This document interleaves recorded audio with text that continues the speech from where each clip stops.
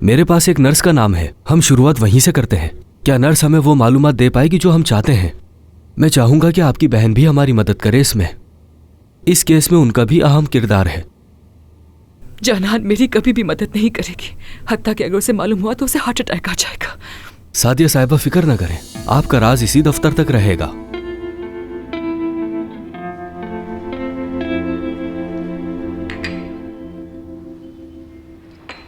Coffee के लिए शुक्रिया आपका।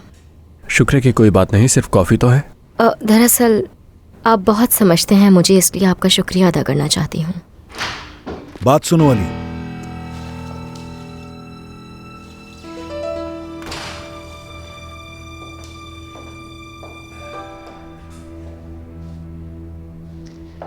मुझे मालूम नहीं था कि तुम मसरूफ हो।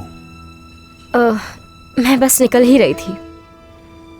नसरीन यहाँ जॉब का पूछने आई थी अंकल, मैंने आपको बताया था ना इस बारे में। हाँ, याद आया।